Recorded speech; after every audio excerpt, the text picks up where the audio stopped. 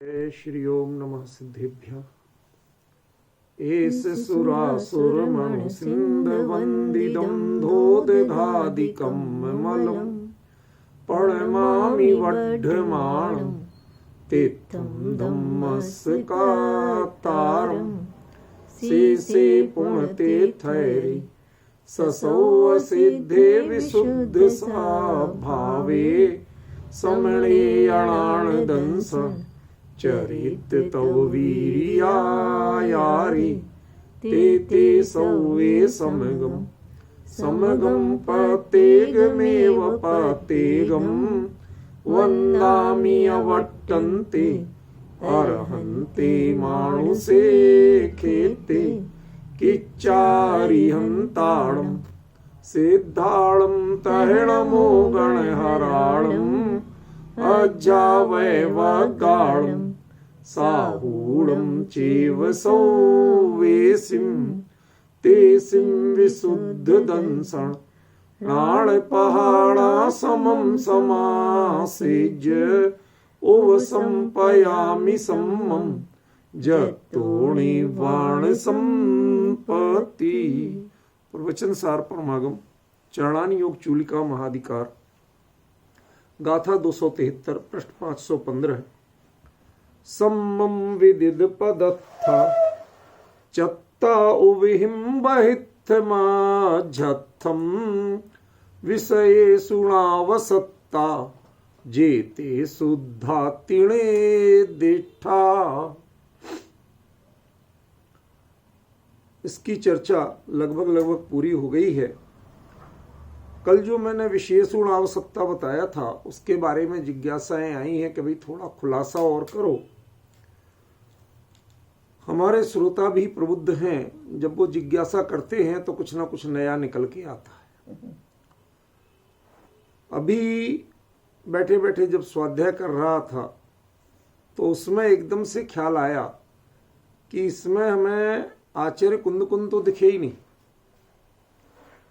और तो गाथा का अर्थ तो हो गया, सारा व्याख्यान हो गया, श्रावण के अर्थ में भी हो गया, पर जो हम हर गाथा में कुंद को ढूंढ लेते थे कहीं ना कहीं कि वो भी छुपे बैठे हैं, वो इस गाथा में नहीं ढूंढा। वो असल में विशेषणावसत्ता में ही छुपे हुए। देखो उनको कितनी जिज्ञासा थी, जो जिज्ञासा उन्हें लेके सीमंद्र भगवान के समोसण तक लेके गई थी, और वहां से आने के बाद वो कहते कि साहब हमें अब कोई जिज्ञासा नहीं, कुछ नहीं जानना, अब मेरी प्रणति एकदम प्रशांत हो चुकी। अब मैंने शुद्धता का अर्थ जाना। जो कुंद 83 पहाड़ों में शुद्धता का वर्णन करते रहे, वो पंचरत्न की 273वीं गाथा में जाके कहते अब मैंने शुद्धता को सही रूप में परिभाषित किया। शुद्धता के लिए आपको मुनि धर्म संबंधी जिज्ञासाओं को भी त्यागना होगा। त्यागना माने हे बुद्धि नहीं, जानने में आ जाए, चर्चा में आ जाए, चिंतन में आ जाए तो घबराना नहीं, लेकिन आपको उसके लिए जिज्ञासा लेके प्रवर्तित नहीं कि जिस जिज्ञासा ने मुझे भरत क्षेत्र से विदेह क्षेत्र तक पहुंचाया, वो जिज्ञासा भी वास्तव में शुद्ध श्रावण नहीं थी। आप कल्पना कर सकते, कुंद अपनी कॉपी खुद जांच रहे और खुद नंबर दे रहे, और अभी तक के कुंद को खुद ही फेल कर रहे। प्रवचन सार के पहले तक के कुंद को खुद ही फेल कर रहे हैं कि 83 पहाड़ लिख के भी मेरी जिज्ञासा शांत नहीं हुई थी। मुझे ज्ञेय तत्व के बारे में भी थी, ज्ञान तत्व के बारे में भी थी, चरणान योग की साक्षात मोक्ष के बारे में भी थी। ये जिज्ञासाएं श्रावण में शोभा की चीज नहीं, ये श्रावण की शुद्धता नहीं, ये श्रावण की पूर्ण निर्दोषता नहीं है।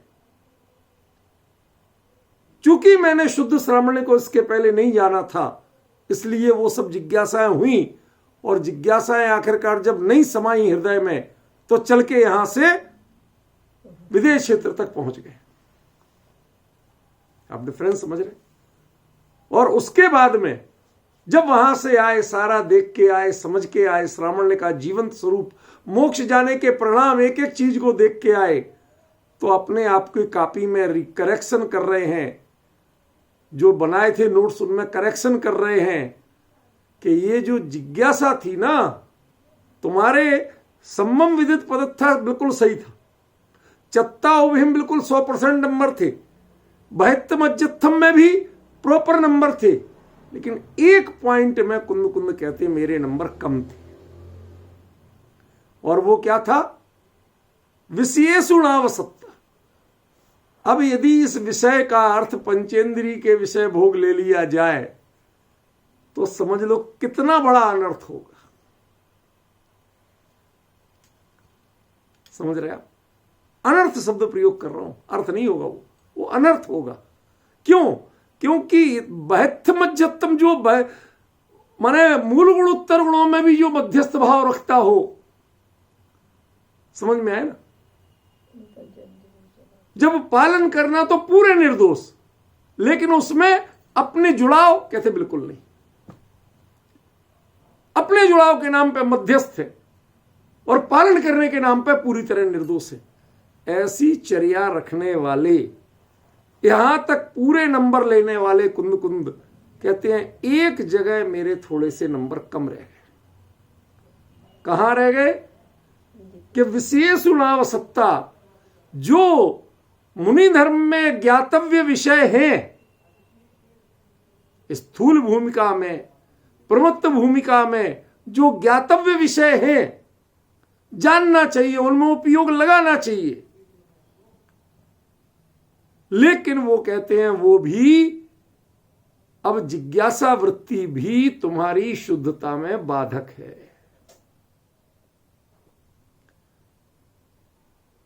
ये क्या जिज्ञासा ये हुई क्यों? क्या अभी मोक्ष नहीं होगा? क्यों नहीं होगा? कैसे नहीं होगा? जब केवली प्रज्ञप्त दर्शन है, भगवान तीर्थंकर परमात्मा ने ये वस्तु व्यवस्था बताई है ऐसा होगा, तो उसके बाद मुझे व्यग्रता हुई क्यों? वो जो जिज्ञासा थी उसमें आप पूछ रहे थे ना, आसक्ति, आसक्ति भोग में प्रवृत्त करती है, अवशक्ति मात्र जान के शांत हो जाती है। समझ गए ना? जिज्ञासा हुई और शांत, जान लिया और कहते तुम्हें जानने की भी जरूरत क्यों पड़ी? क्या भगवान के वचन पे, वस्तु व्यवस्था पे भरोसा नहीं था? कहते बिल्कुल था। यदि पूरा था तो जाने की जरूरत क्यों पड़ी थी?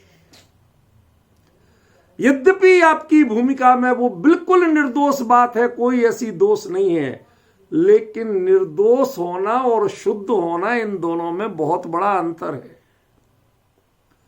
निर्दोष माने उस बात को गलत नहीं कहा जा सकता, लेकिन उससे आपको नंबर भी नहीं दिए जा सकते।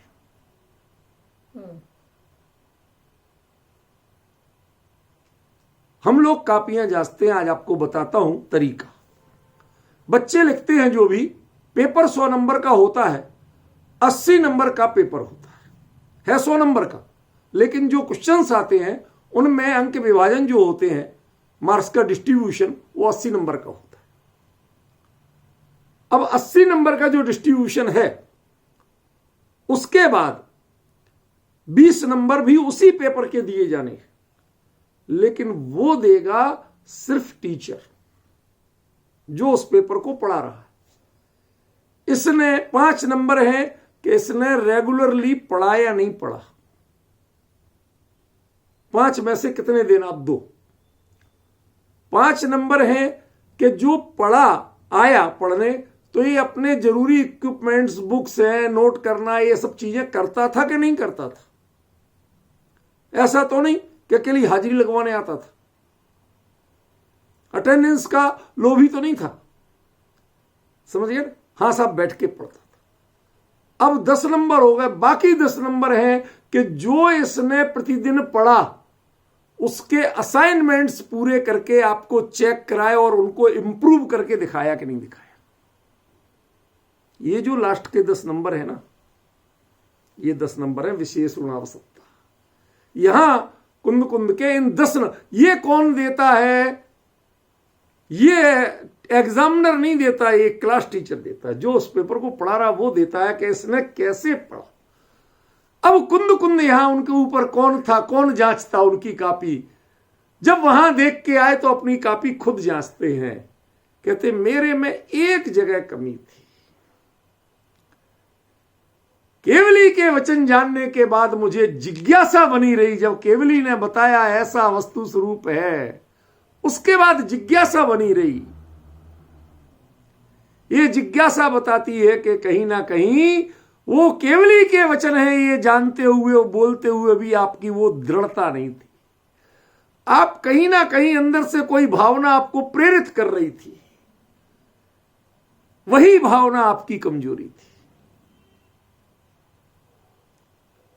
समझ में आया ना? उसके लिए आचार्य देव ने कहा विशेष ऋणावश्यकता। जो मुनि धर्म में ज्ञातव्य चीजें हैं जानना चाहिए, क्योंकि मोक्ष में जाने के लिए मुनि बने हैं। तो कब मोक्ष होगा, कैसे होगा? कहते 3 चीजें ऊपर की कर ली और वहीं शांत हो जाते आप, तो भी शुद्ध थे। क्यों? क्योंकि तुम शांत हो जाते तो चौथी चीज अपने आप पूरी हो जाती।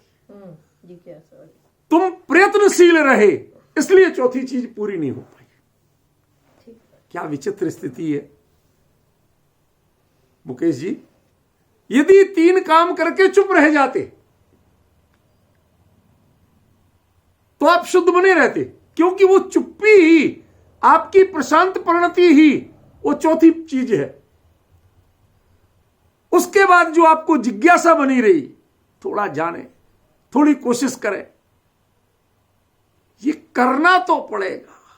ये जो अंदर में कहीं ना कहीं सारे जीवन आपने कर्तृत्व भाव का निषेध किया, लेकिन वह कहीं ना कहीं अंदर में जोर मार रहा था। समझे कि नहीं? वो अंदर में कहीं ना कहीं कितने ही सात्विक रूप में हो, देखो आसक्ति में वह कर्ता भाव में होता है और अवशक्ति में वो जिज्ञासा भाव में होता है। आसक्ति में कर्ता भोक्तापना छोड़ना पड़ता है, अवशक्ति में उसकी जिज्ञासा छोड़ना पड़ती है। अब डिफरेंस समझ रहे आप? कल जो बात किसी को क्लियर नहीं हुई, तो मैं आपको और क्लियर करके बता रहा हूं कि आसक्ति में क्या, कर्ता भोक्तापने का भाव छोड़ोगे तब आसक्ति छूटेगी। आपने नहीं खाया, इससे आप उसके त्यागी नहीं हो गए, आसक्ति नहीं छूट गई। आप आज नहीं खाओगे, कल खाओगे, घड़ी देखते रहोगे, टाइम पूरा हो फिर खाओगे, आसक्ति नहीं छूटी। ठीक है, आप अनासक्त नहीं हुए। अनासक्त जो होता है वो कर्ता भोक्तापने का भाव छोड़ता है, लेकिन जो अनवसक्त होता है, ऋणासक्त होता है, ऋणावसक्त होता है, जो उसमें दिया, वो उसके प्रति जिज्ञासा भी नहीं रखता। क्या होगा, कब होगा, मैं अपना काम कर रहा हूं, मुझे जरूरत नहीं है। देखो आप कल्पना करो कितनी गहरी बात है इसमें। यदि यही बात होती तो ऋषभदेव 1000 साल तक कभी तो जिज्ञासा करते कि मुझे केवल ज्ञान कब होगा।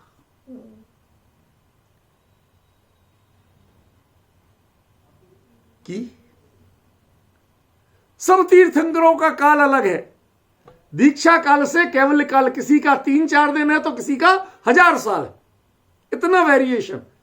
लेकिन किसी ने जिज्ञासा नहीं की, किसी ने जानने की कोशिश नहीं की, सब 3 में तृप्त रहे।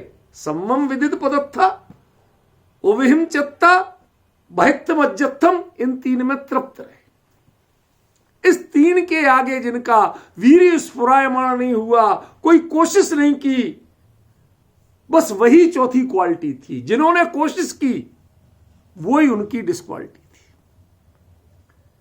कभी आपको अच्छे काम का प्रयास करना, अच्छे काम का, बुरे का नहीं, अच्छे काम का प्रयास करना, ये आपकी डिसक्वालिटी है, ये कभी सोचा था? क्यों मुकेश जी? नहीं सोचा था। यहां मैं जल्द मोक्ष जाने के लिए तो दीक्षा ली, अब दीक्षा लेके यदि मैं जल्दी मोक्ष जाने के लिए प्रयास जिज्ञासा युक्त हूं, कैसे जा सकता हूं, क्या करूं? कहते यही जिन शासन में बड़ी विचित्र स्थिति है। आप उस धारा में आ चुके हो, 3 काम जो आपके कर्तव्य थे वो कर चुके, इसके बाद आपको प्रशांत हो जाना चाहिए। इसके बाद आपको जिज्ञासा भी नहीं होना चाहिए कैसे होगी, क्या होगी, कब होगी। ऐसे समझो कि शादी के बाद दामाद पहली बार ससुराल जाए, ठीक है ना? अब भूख भले ही लगाई हो, पर भोजन में कितनी देर है ये पूछे, जिज्ञासा करे। अरे भाई तुम दामाद हो और पहली बार आए हो, तुम्हें मिलना ही मिलना है। तुम्हारी ये जो जिज्ञासा वृत्ति है ये तुम्हारी गरिमा को घटा रही है। समझ रहे ना? जिस मुनि निर्ग्रंथ मुनि धर्म को तुमने अंगीकार किया है, जिसमें उस पद और उसके मर्म को तुमने अच्छी तरह जाना है, संपूर्ण उपधि जो तुमने छोड़ी है, और बाहरी जो मूल गुण उत्तर गुणों में भी तुम मध्यस्थ हो गए हो। जब जो करना होता है, जो प्रवृत्ति होती है, तो एकदम निर्दोष होती है, लेकिन उस प्रवृत्ति में आसक्ति रंच मात्र नहीं होती है, उसमें श्रेय लेने की भावना रंच मात्र नहीं होती है, एकदम तटस्थ कर लिया, उसके बाद खत्म। समझ गए ना? ऐसी स्थिति जिनकी है, वहीं पर जो विश्रांत हो गए, उनके चौथी क्वालिटी अपने आप पूरी हो जाती है। और जो वहां विश्रांत नहीं हुए, ये 3 काम, इसका मतलब है आपको उपयोग को बिल्कुल विश्रांत करने वाले हैं। 3 उत्कृष्ट काम करने के बाद भी जिनका उपयोग विश्रांति को प्राप्त नहीं हुआ, तो चौथी डिस्क्वालिटी बनती है विशेषु अवसत्ता। क्या जानना चाहते भैया? ज्ञान तत्व के बारे में जानना चाहते, ज्ञेय तत्व के बारे में जानना चाहते, चरणान योग की चूलिका के बारे में जानना चाहते। यहां वो चीजें नहीं है, केवली के पास मिलती है, तो हम केवली तक चले गए। वहां केवली ने आईना दिखा दिया कि अरे भगवान, यही तुम्हारी कमी थी और कोई कमी तुम में नहीं थी। ख्याल में आया ना? यही कमी रह गई थी। यदि जो पंचम काल के जीव होते हैं उनमें कमी क्या होती है? कमी ये होती है, पहले तो 3 चीजें पाल नहीं पाते, और पाल भी लें तो उन्हें ये जिज्ञासा कैसे हो जाए, जल्दी कैसे हो जाए, ये कैसे जानूं कि तुम्हें शिवभूति नहीं दिखे, तुम्हें ऋषभ देव नहीं दिखे, फिर 1000 साल जैसे चल रहा, हमारी कोई कमी नहीं, बात खत्म, बात खत्म। कर्म कब जाने हैं, कितने जाने, कैसे जाने, कोई जिज्ञासा वृत्ति। आप डिफरेंस समझ रहे ना? ऐसी वृत्ति जो है वो तो असली शुद्धता का, श्रामण्य की शुद्धता का सबसे बड़ा मापदंड क्या रहा? आज जो बात रूपल बहन आपने कल पूछ ली, मैंने काफी चिंतन किया कि कैसे समझाऊं। और मेरे जैसा व्यक्ति जब चिंतन में प्रवृत्त होता है तो वो गहरे गोता लगाते हैं तो कोई ना कोई मोती तो आता है, फिर खाली हाथ नहीं आते। समझे कि नहीं? क्या निकल के आया? श्रावण में पंचम काल में 3 चीजें तो आप कर सकते हो, यहां हो जाती हैं। सम्मम विदित पदत्था, चत्ता विहिम वैत्तमज्जत्थम। तो क्या नहीं हो पाता यहां? क्या कमी रह जाती है? किसको यहां पंचम काल कहते हैं और किसको वहां चौथा काल कहते हैं? कि चौथे काल का जीव वह घड़ी नहीं देखता, श्योरिटी होती है उसे, श्योरिटी, वो एकदम प्रशांत, जो चाहिए, जो तृप्ति वो मिल चुकी, हम सही रास्ते पे हैं। अब रास्ता किसी के स्टेशन नजदीक है, वो 2 घंटे में उतर जाएगा, आप 20 घंटे में उतरोगे। इसका मतलब ट्रेन गलत चल रही है क्या? हमारे सामने की सीट वाला 2 घंटे में उतर गया, पापा हम कब उतरेंगे? क्या कहते हो उस बच्चे को? नादान कहते हो कि समझदार? हमें इतनी देर बैठे बैठे होगी, हमारा क्यों नहीं आता जल्दी? भाई वो जहां है वहीं तो आएगा, वो उतनी देर में आएगा। तुम्हें इसकी जो जिज्ञासा वृत्ति है यही तो बाल्यावस्था है। बाल्यावस्था अज्ञानता का प्रतीक मानी जा रही है। अज्ञानता मतलब वैसी अज्ञानता नहीं, मिथ्यात्व जो अज्ञान प्रवृत्ति जो प्रमाद अज्ञान जो वो भेदों में नहीं है। ये अज्ञानता माने अभी ये बचपना जिसे कहना चाहिए, समझे कि नहीं? ये बहुत अद्भुत चीज है। क्या वो यहां पर आचार्य देव ने समझाई। अब इसका अर्थ जो पंचेंद्रिय के विषयों में आसक्त नहीं है, मतलब आपने ऐसा कर दिया कि आचार्य कहना क्या चाहते हैं आपने ले जाके पटक कहां दिया। पीएचडी लेवल की बात को आपने प्राइमरी लेवल पे ला दिया। 3 कामों के बाद क्या कमी हो सकती है? किसके कारण पंचम काल और चौथे काल का भेद है? कौन सी परिणति है कि जो आपको तद्भव मोक्षगामिनी बनने देती है? वो परिणति इस विशेष उलाव सप्ताह में क्लियर हुई है। आज तक कहीं किसी गाथा में बिल्कुल दिस इज द फैक्ट इस रूप में नहीं आई, यहां पर आई है। समझ रहे हो आप लोग? शांति भाई, ये विषय कहीं स्पष्ट नहीं होगा। ये इसी धारा में जो कुंद कुंद वहां क्यों गए थे, वहां से माल लाए और उसको कैसे परोस रहे, जब तक कुंद कुंद की परिणति से नहीं जुड़ोगे इन गाथाओं का अर्थ नहीं होगा। कम से कम इस शब्द का, इस वाक्य का अर्थ तो बिल्कुल ही नहीं होगा। विशेष ऋणावसक्ता किन विषयों में आवश्यक नहीं है? आचार्य कह रहे आवश्यक नहीं है, आप कह रहे आसक्त नहीं। आपको आवश्यकती और आसक्ति में तफावत पता नहीं है, अंतर पता नहीं है। आप यही परवाह नहीं करते कि कुंद कुंद सोच समझ के लिख रहे हैं या यूं ही लिख रहे हैं। अरे केवली के पास से माल लाके परोस रहे हैं, अब भी आप उनको यहीं का समझ रहे हो। ये माल उनका अपना तो परोस तो वो ही रहे हैं, लेकिन ये माल केवली का है। साक्षात तीर्थंकर परमात्मा की दिव्य ध्वनि है ये। इसको आपको उतनी सावधानी से लेना पड़ेगा, सामान्य रूप में नहीं लेना पड़ेगा। कोई एक सज्जन मेरे से जिज्ञासा करते, सीधे नहीं लिखा, घुमा के बात लिखी कि प्रवचन सार की अमृतचंद्राचार्य की टीका भी मेरे पास है, जैसे नाचार्य की टीका भी मेरे पास है, आपके पास कौन सी तीसरी टीका है? उसकी पीडीएफ भेजिए। मतलब उनका ये था, आप ये जो निकालते कहां से, कौन सी टीका में लिखा है? मुकेश जी आप बताओ, आप इतने सालों से लगातार सुन रहे, कहां से निकालता हूं? मैं बिल्कुल भी किसी का उपहास नहीं उड़ा रहा हूं, ये तो सहज प्रसन्नता के भाव से कह रहा हूं, और कोई इसमें मजाक नहीं समझना, किसी की हंसी उड़ाना नहीं समझना, बहुत सात्विक भाव से कह रहा हूं। मेरे बड़े अभिन्न मित्र हैं, नाम किसी का कभी नहीं लूंगा ऐसे, और मैं उनका बहुत आदर सम्मान करता हूं, लेकिन मैं जो बात कहना चाहता हूं वो आप समझ रहे ना। मैंने उनको लिख दिया, भैया मेरे पास ये 2 ही टीकाएं मेरे पास हैं, लेकिन मेरी कमी ये है कि मैं 2 टीकाएं भी ढंग से नहीं पढ़ता हूं, मैं तो मूल गाथा पढ़ता हूं, उस पर ही सारी चर्चा केंद्रित रखता हूं। कुंद कुंद ने क्या कहा ये मेरा टारगेट रहता है, उनके हृदय उनके अभिप्राय को खोलना मेरा लक्ष्य होता है। मेरा लक्ष्य किसने और कुंद कुंद का अभिप्राय दूसरों ने क्या खोला ये मेरा लक्ष्य नहीं होता। अब जो निकलता है वो कहां से निकलता है ये आप जानो।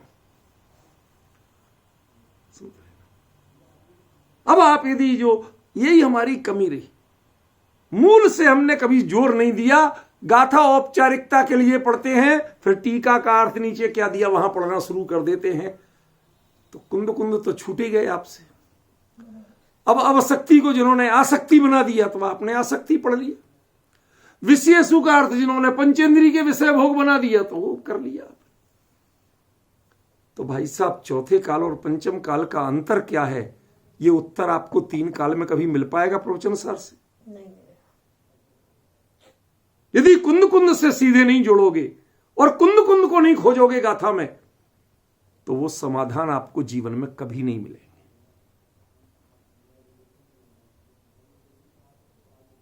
क्या है शुद्धता का असली मापदंड? 3 चीजें तो उसकी पीठिका हैं, कंडीशंस हैं। जैसे समो शरण में, गंधकुटी में 3 कटनी होती है, उसके ऊपर स्वर्ण कमल की रचना होती है और उसके ऊपर भगवान विराजमान होते हैं। समझ गए? ये 3 सम्मम विदित पदत्था पहली कटनी मानो, ओविहिम चत्ता दूसरी कटनी मानो, बहित्थम मध्यत्थम तीसरी कटनी मानो, उसके ऊपर स्वर्ण कमल की रचना है विशेष गुणावसत्ता।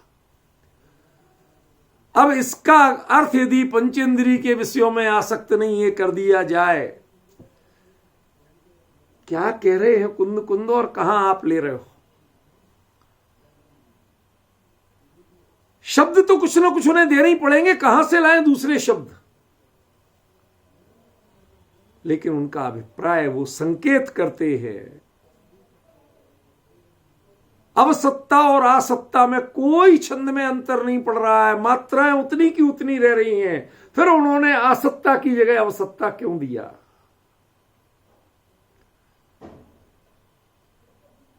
समझना तो पड़ेगा, विचार तो करना पड़ेगा, क्यों दिया उन्होंने।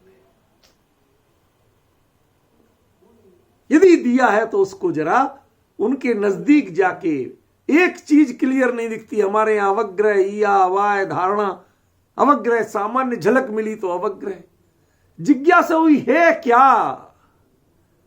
आप उतना भी जानना नहीं चाहते कुंद कुंद से कि भगवान आप कहना क्या चाहते हो।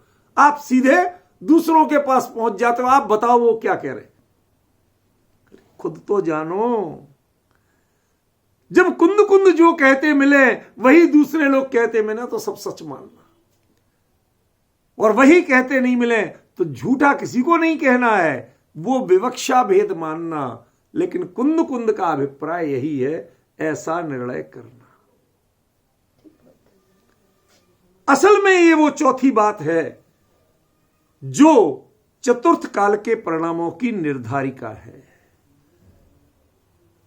ये वो मीटर है जिससे आप नापते हो कि चौथे काल के आप हो या नहीं हो।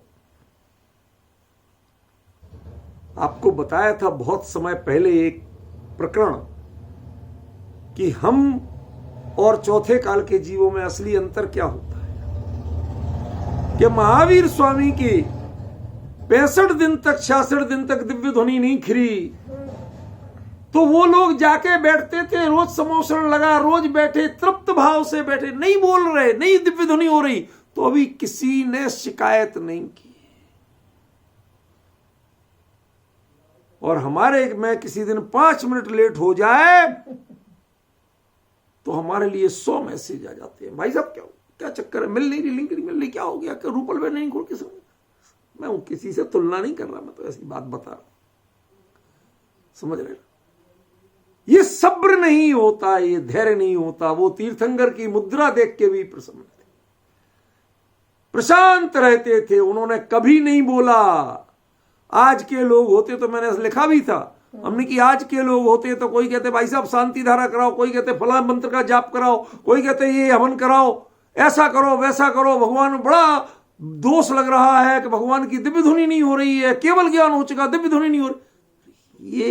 ये है मूर्खता, ये है जड़ता। 66 दिन दिव्य ध्वनि नहीं हुई और किसी ने जिज्ञासा व्यक्त नहीं की। जब होना थी तब इंद्र की भी बुद्धि में, तभी वो भी शांत बैठा था।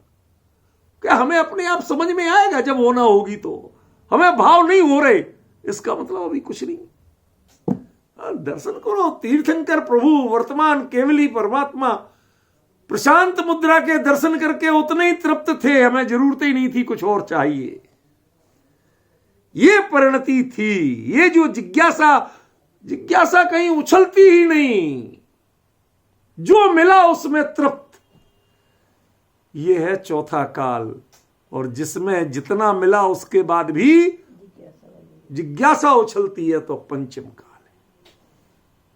ये परिणति है जो आपको उसी भाव से मोक्ष नहीं होने देती। इतनी बड़ी बात को पंचेंद्रिय के विषयों में आसक्त नहीं है कह के कहां से कहां डाल दिया समझ में नहीं आया। कितनी बड़ी बात, कितनी गहरी बात कही आचार्य ने, और कब कह पाए जब वहां से होके आए। कहते भाई चौथे काल और पंचम काल में अंतर क्या है, कि असली अंतर ये है। क्यों नहीं होता चौथे पंचम काल से मोक्ष? कहते पंचम काल के जीव जिज्ञासा की प्रवृत्ति, उनकी जिज्ञासा स्फुरायमान हुए बिना नहीं रहती। वो धैर्य से उस चर्या को नहीं कर सकते जब जानते हैं हर जीव को, बेटे को केवल ज्ञान अंतर मुहूर्त में और पिता को 1000 साल में। बेटे ने उस पर गर्व नहीं किया और पिता ने खेद नहीं किया। दोनों तृप्त थे अपनी अपनी भूमिका में, सहज थे। किसी ज्योतिषी से पत्थर नहीं दिखवाया था कि आदिनाथ स्वामी को कब होगा केवल ज्ञान, इतने साल तो हो गए तपस्या करते करते। क्यों भाई साहब, दिखवाया था?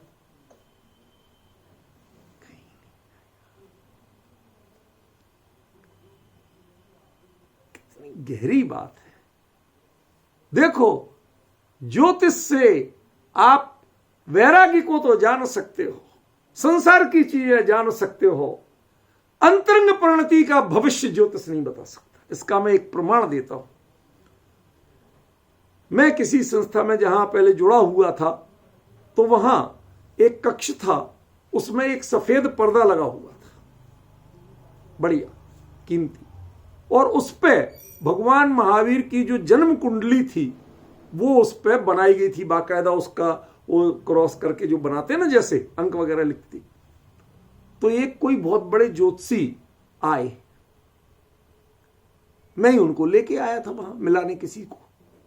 तो आके वहां खड़े होके देखते रह गए।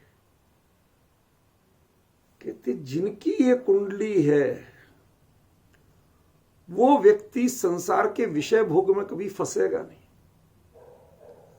वह विवाह गृहस्थी के मार्ग पे चलेगा नहीं। मतलब यहां तक तो बता दिया। और उन्होंने भी, माता पिता भी जब ज्योतिषी से कहते फल बताओ जोशी राज, गाना गाते ना, वो सब पूछते किसका है, यहीं तक का पूछते हैं।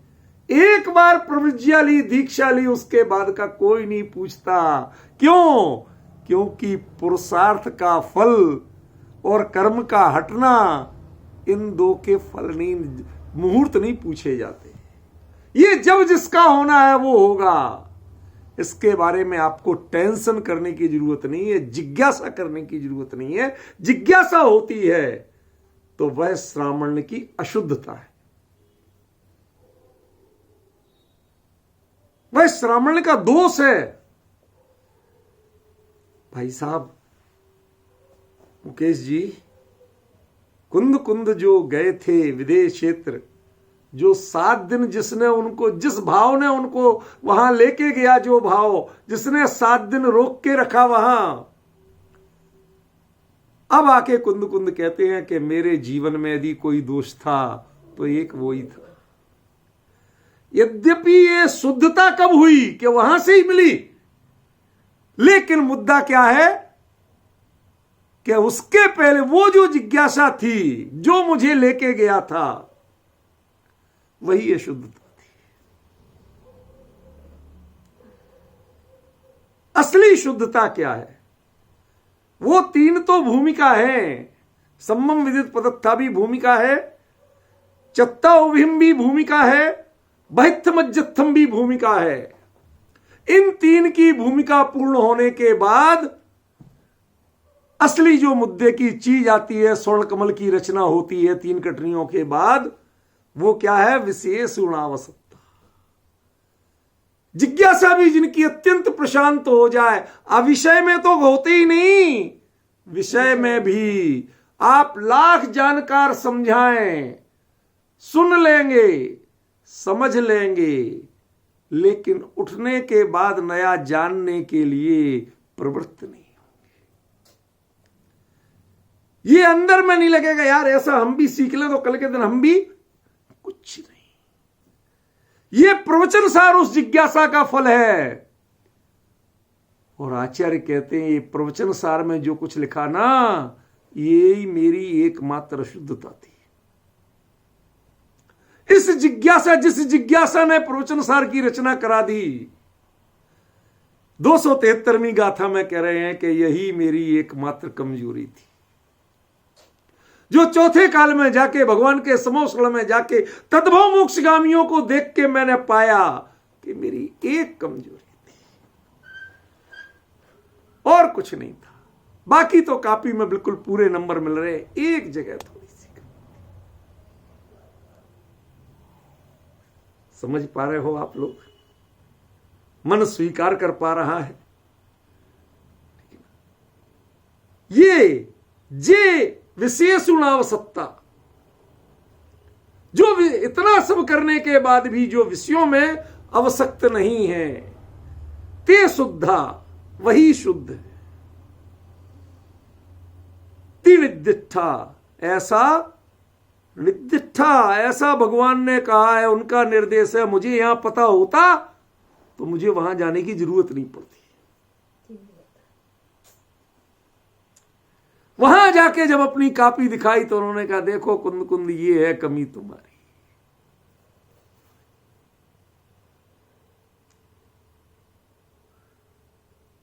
कहती तुम्हें और मिला क्या?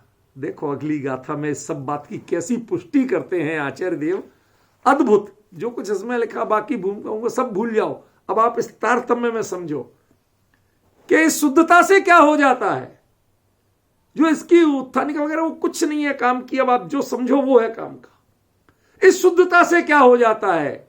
ये शुद्धता क्या है कि शुद्धस्य असामण्यम भणियम शुद्धस्य दंसणम नाणम शुद्धस्य यणिवाणम सोचिए सिद्धोड़मो तस्, के शुद्ध का ही श्रावण सच्चा होता है, शुद्ध के ही दर्शन ज्ञान समीचीन है।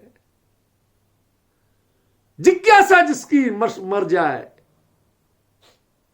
एक हिंदी के कवि ने लिखा, यह थोड़ा सा समय बता सकता हूं।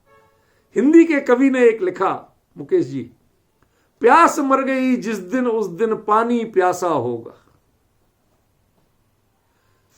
क्या नहीं आया समझ? हमारे ललितपुर वाले पहले जानते थे, आजकल तो वो भी नहीं जानते। उनकी भी परिस्थितियां बदल गई ना। जब मैं रहता था वहीं तब हमने देखा 10 लक्षण पर्व के दिनों में सब्जियां 10% रेट पे बिकती थी। 10% जो रेट चल रहे होंगे। क्यों? जैनियों के व्रत चल रहे, खरीदते हैं नहीं, अब कौन लेगा इनके। कई लोग तो खेत से कहते हैं इतनी चल के आओ, सिर पे ढोके लाते हैं लोग आसपास के गांवों से, ताजी ताजी, या जैसी मंडियों से नहीं आती क्या। अब वो जो आ रही है उनको करे क्या? वो कहते कौन तोड़ तोड़ के ले जाए, जितनी हमारी मजदूरी हो जाती है उतने भी पैसे नहीं मिलते हैं, लाते नहीं है। 10 दिन सड़ जाए, खराब हो जाए, खेत में जो हो जाए, ले जाने की मेहनत खर्चा महंगा है, कोई नहीं लाता था।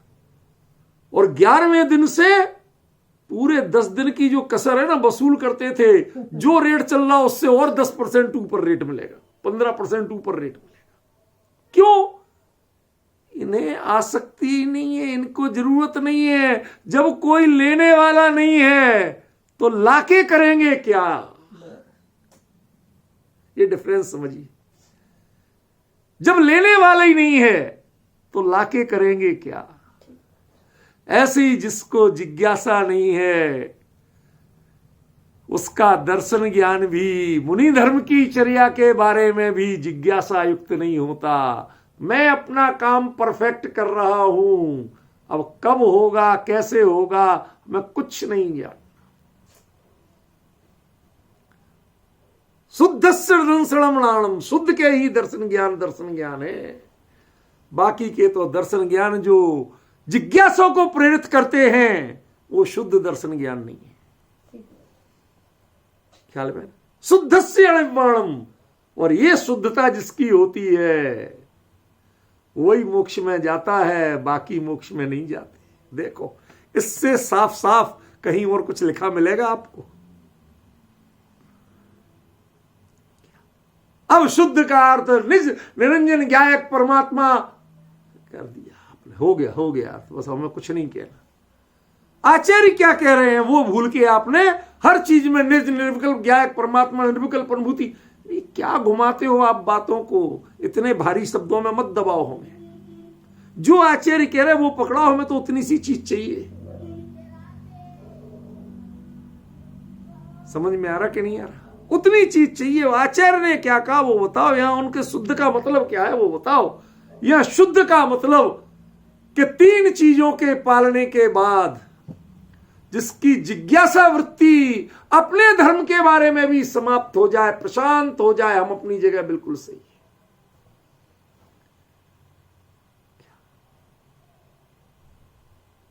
आपका अपना स्वास्थ्य बिल्कुल सही चल रहा हो, फिर कौन सी दवाई किस चीज में काम आती है, कितनी जिज्ञासा होगी। कौन सी बीमारी चल रही है, उसमें कौन सी दवाई काम आती है, जिज्ञासा होगी। मैं परफेक्ट चल रहा हूं भाई, मुझे ये फालतू का टेंशन मत दो। तुम जितनी ये जानकारियां देते हो ना, इससे हमें टेंशन और होता है कि इसका मतलब ये किस बीमारी में काम आती है, तो बीमारी और जानो। फिर बीमारियों का परिचय होगा तो फिर हम बीमारियां ढूंढेंगे। ये बीमारियों का परिचय ही बीमारियों को पैदा करता है। जो बीमारी से अपरिचित होते हैं उनके बीमारियां पैदा नहीं होती। लोग मुनिराज को बालकवत निर्विकार क्यों कहते हैं? क्योंकि बालक को विकारों से परिचय नहीं होता। खतरनाक क्या है? खतरनाक विकारों से परिचय होना, ये खतरनाक है। बालक में कमी नहीं होती ऐसा नहीं है, लेकिन फिर भी वो निर्दोष कहा जाता है। क्यों निर्विकार कहा जाता है? क्यों? क्योंकि उसे विकारों से परिचय नहीं हुआ अभी तक। समझ गए? आजकल के बच्चों को तो बाप को जितना पता नहीं, वो आपके सारे गैजेट चलाना जितना वो छोटा सा बच्चा जानता है। वो सिखाता है आपको, इतना सा नहीं आता। छोटे छोटे बच्चे नर्सरी के, केजी के, फर्स्ट सेकंड स्टैंडर्ड के, वो आपके लैपटॉप कंप्यूटर सब आप अपने बाप को सिखाते। बड़े पढ़े लिखे आ रहे हैं, उतने ही विकारों से परिचित आ रहे हैं।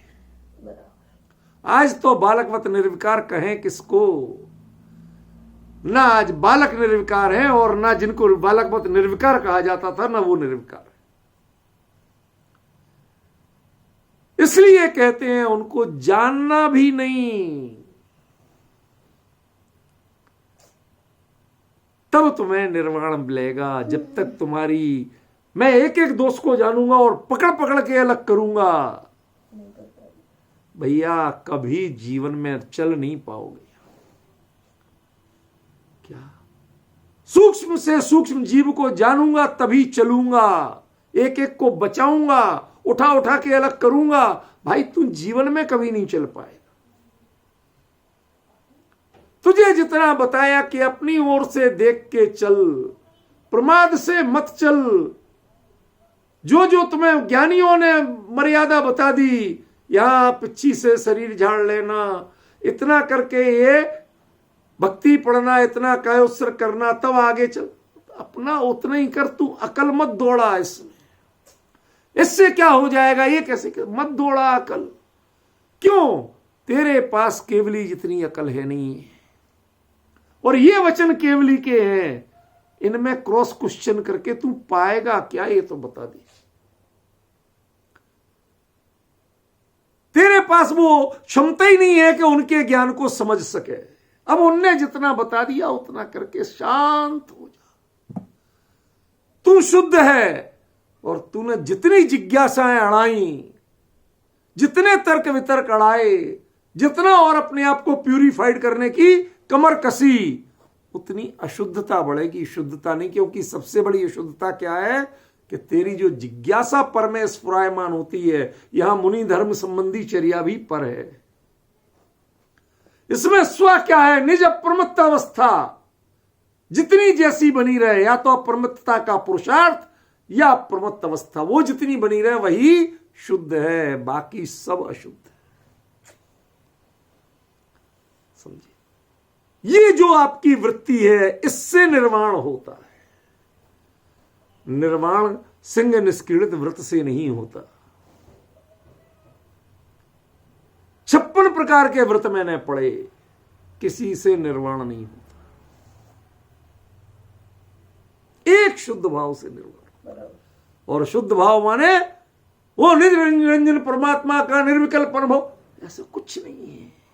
शॉर्ट में आ जाना, तुम जो जिस परिणति में हो अपने गायक की भावना के अलावा, चाहे वो बाहर में हो चाहे अंदर में, बस उसके नजदीक उसकी छाया में हो, इसके अलावा अन्य किसी तरह की जिज्ञासा नहीं, कोई उठापटक नहीं, बिल्कुल प्रशांत हो जाओ, संसार के प्रति अनुपयोगी हो जाओ। सोचो कभी जिज्ञासा को भी अपराध कहा गया हो।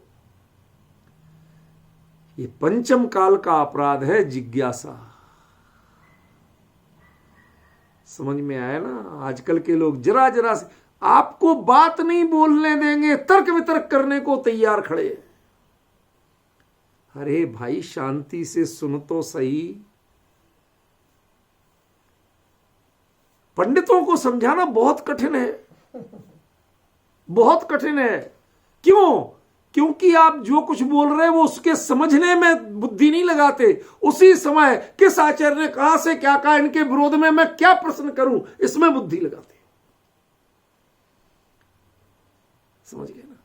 वो अपने दिमागी तीर दौड़ाते हैं, घोड़े दौड़ाते हैं, कहां से लाऊं इनकी बात काटने का नया तीर, कहां से लाऊं इनका दूसरा पक्ष। इनको अनेकांती बनाएंगे हम, तो आप एकांत की बात कर रहे हैं, हम दूसरा पक्ष बताएंगे। ये जो जिज्ञासा वृत्ति है ये तुम्हें जिन मत का, जिन दर्शन का, जिनामनाय का रहस्य नहीं सीखने देगी कभी। जिनामनाय का रहस्य ये है कि गे लुब्धता जब अत्यंत प्रशांत हो, वो अपने शब्द को भूल जाए। जय शिवभूति भूल गए थे, करते थे, भेद विज्ञानी थे, लेकिन भेद विज्ञान शब्द को भूल गए थे। आज समझ में आता है, कुंद कुंद ने तुस्मासम घोषंतो शिवभूई मुड़ी केवल रानी फुड़ो जावो, ये क्यों कह के उनको नमस्कार किया था, आज समझ में आ रहा। कितना बड़ा रहस्य। भेद विज्ञानी थे, लेकिन भेद विज्ञान शब्द पता नहीं था। जब तक उसकी जिज्ञासा बनी रही तब तक छद्मस्त बने रहे। जिस दिन जिज्ञासा निकल गई केवली हो गई। केवल ज्ञान के लिए नॉलेज की जरूरत नहीं है, ग्रंथ की जरूरत नहीं है, शिक्षा और क्वालिटी की कोई जरूरत, कोई क्वालिफिकेशन नहीं चाहिए। एक क्वालिफिकेशन चाहिए, समझ में? सब कुछ भूल करके एक वस्तु पर, एक अपने कर्तव्य पर समर्पित हो गए, बस यह सबसे बड़ी क्वालिटी है। आजकल मूर्खों की फौज खड़ी हुई है। सब कहते लड़की में क्या क्वालिटी चाहिए, इतनी पढ़ी लिखी हो, ऐसा जॉब हो, ये हो, वो हो।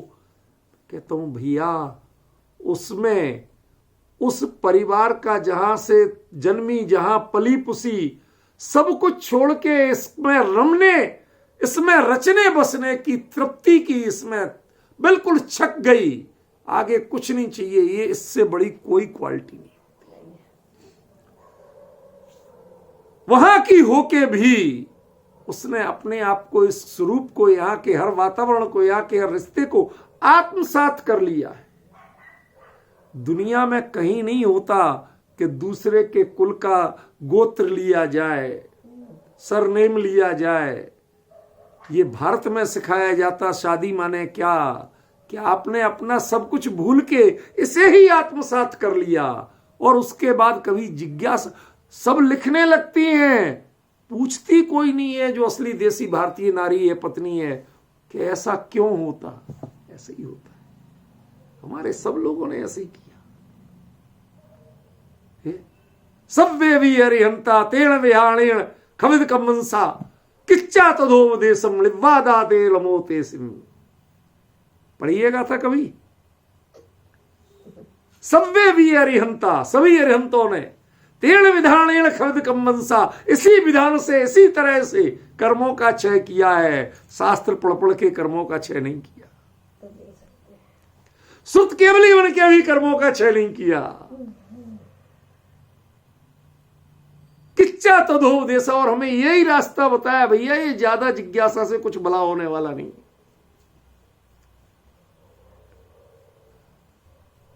और ऐसा करते करते वो निर्वाण को प्राप्त हो गए। उनको नमस्कार माने इस शुद्धता को नमस्कार है। ये जो आपकी जिज्ञासा वृत्ति बार बार होती है, ये पंचम काल बोल रहा है। जितनी तर्क शक्ति चलती है, अरे साहब जिनवाणी की बात है, सूक्ष्मता से जानना पड़ेगा। आप ऐसे कैसे अर्थ कर सकते हैं? हम और 10 आचार्यों के प्रमाण देंगे। भैया मैं तो 2 लोगों के बीच में चर्चा करना बहुत अच्छा लगता है। मुझे ऐसी भीड़ तर्क वितर्क वालों की मुझे नहीं चाहिए। आचार्य क्या कह रहे हैं हमें वो समझना है। हमें तेरे तलवार की धार नहीं देखना है कि कितनी पैनी है। समझ गया ना? तू कितने बाण चलाना जानता है मुझे नहीं जानना है। सारी योग्यताएं फेल हैं। क्या कितनी अद्भुत बात बताई है। शुद्ध से अनिर्वाणम, शुद्ध के ही निर्वाण होता है, साधक को निर्वाण नहीं होता है। शुद्धता को निर्वाण होता है। ये कुंद कुंद का जो जजमेंट है फाइनल, ये है विदेश क्षेत्र जाके आने की प्रणति का फल। यहां बता रहे हैं कुंद कुंद कि अब मैं समझ में आया कि मोक्ष कौन जाता है। यहां रहते रहते वो समझ में नहीं आ रहा था, जिज्ञासा भाव बना हुआ था। 83 पहाड़ लिख के भी तसल्ली नहीं मिली, वो जिज्ञासा भाव शांत नहीं हुआ। जब आखिरकार एक बार वहां चले ही गए, होके आए, और जब जीवंत रूप देखा अपनी धर्म का, जीवंत रूप देखा मोक्ष मार्ग का, कहते हैं शुद्ध को निर्माण होता है। सम्यक दर्शन ज्ञान चरित्राणी मोक्ष मार्ग नहीं है।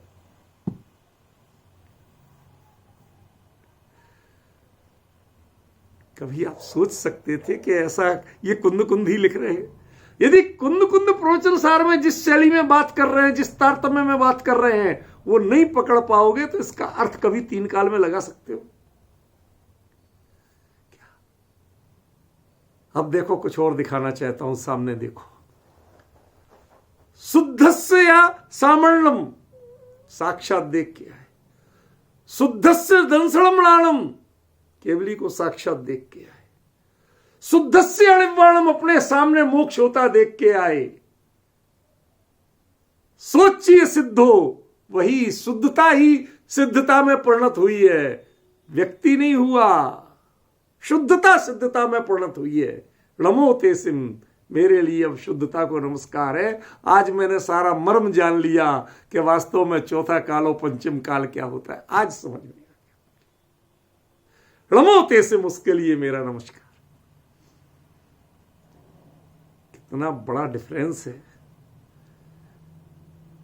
अब आप पंचरत्न गाथाओं के और जितने भी व्याख्यान, सब चीजें सुन लो, एक बार नहीं 10 बार सुनो, फिर देखना कि कुंद कुंद जो कह रहे हैं उसका पैरेलल मीनिंग, वो मैसेज कितनी जगह मिल रहा है।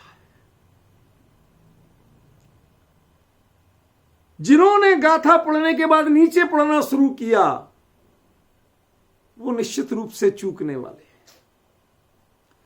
क्योंकि नीचे असल में अर्थ गलत नहीं किया है, व्याख्या गलत नहीं की है, टीका गलत नहीं है। अंतर यह पड़ गया कि कुंद कुंद जहां से बोल रहे थे वहां से नहीं लेके वेवलेंथ दूसरी मिल गई। समझ में? बस ये अंतर पड़ा है, और उसमें आगम विरुद्ध कुछ भी नहीं हुआ है। मेरे कहने का मतलब ये नहीं जानना कि बाकी जो व्याख्यान थे वो गलत थे, लेकिन व्याख्यान वो कुंद कुंद क्या कहना चाहते वो व्याख्यान चाहिए था। एक एक शब्द के पीछे उनका अभिप्राय क्या है वो चाहिए था। हमने अपने घर में कई बार देखा,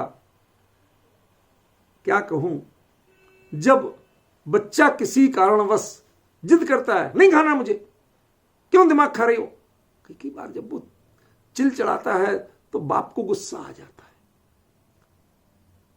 तो मां कहती है तुम्हारा लंच पैक कर दिया ना, जाओ ऑफिस चुपचाप, मैं अपने आप देख लूंगी। वो जितना नेगेटिव रिएक्ट कर रहा है मां उतनी सिंसियर होती जाती है। आप कहते वो क्षमाशील होती है, क्षमा कुछ नहीं है। वो ये जानती है कि ये मेरा बेटा मेरे साथ ऐसा व्यवहार कर ही नहीं सकता। क्या जैसे कोई चुपचाप बढ़िया गद्दे पे पड़ा हुआ भी कराह रहा हो, हमारे यहां बुंदेलखंडी में कूल ना बोलते उसे, कूल रहा हो, तो जो मां होती है जो आपसे विशेष अपनत्व रखती है, वो आपके कराहने की मध्यम से मध्यम आवाज में भी वो उसे व्यथित करती है। और जब तक वो लाख बार पूछे नहीं कुछ नहीं ऐसे ही, जितना तुम दबाओगे उतनी वो कान लगा के सुनेगी कि हल्की सी आवाज पता चल जाए। तू कह रहा नहीं है, बिल्कुल नहीं कूल रहा, लेकिन पता कर लेती है, समझती है और उसका समाधान लाके देती है। तब पता चलता है कि बाप में और मां में अंतर क्या होता है। आप प्रतिक्रियाएं देखते हैं और वो प्रतिक्रिया की जड़ को देखते हैं, उस जड़ को निकालती है वो, बाकी सब चीजें अपने आप ठीक हो जाती है। वो कूल ना कराए ना अपने आप ठीक हो जाता है। अंतर समझिए। ऐसे ही कुंद कुंद क्या कहना चाहते हैं उस मूल बात को समझो।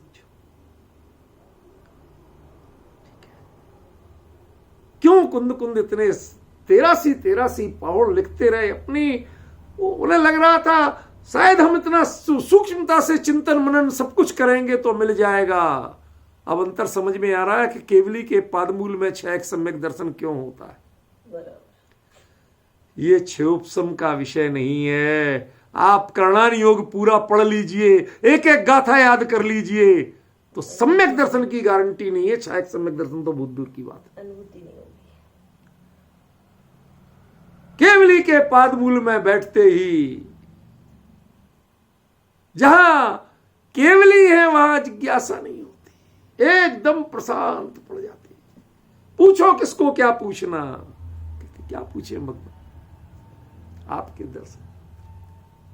आपको सच बताऊं 90% श्रोता तो मात्र शांत ओंकारमयी ध्वनि सुनते रहते, कोई जिज्ञासा नहीं करते, कोई उत्तर नहीं मिलता, पर उसमें भी उनको अनंत शांति का अनुभव मिलता है। भगवान के जो प्रशांत मुद्रा देखी, जो वहां के वातावरण को देखा, जो अपने अनुभव में उतरने वालों को देखते हैं, उससे जितना सीख लेते हैं उतना उपदेशों से नहीं सीखते।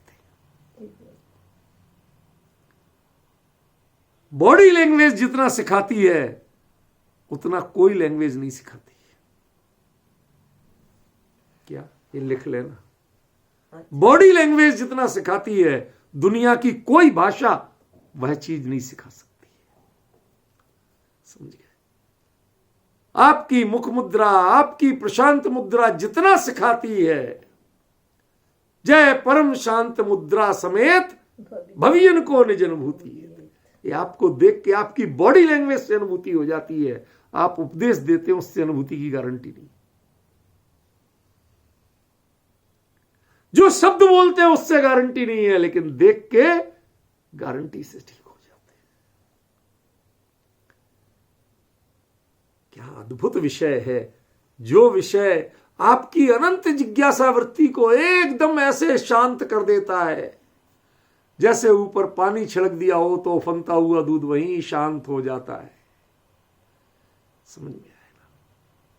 ये वृत्ति है, ये है चतुर्थ काल, ये है साक्षात मोक्ष मार्ग, जिसकी जिज्ञासा मर गई। लेकिन जिज्ञासा मरी कब? जब 3 भूमिकाओं को प्राप्त कर लिया।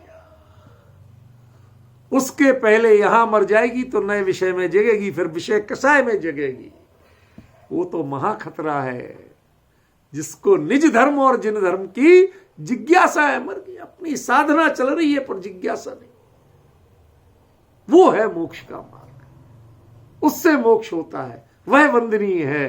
अरहंतों का जन्मदाता, सिद्ध पद का जन्मदाता वो भाव है। क्या लगे? चलेगी ये गाथा तो अभी शुरू हुई है, कल इस पर आगे चर्चा करेंगे। आज समय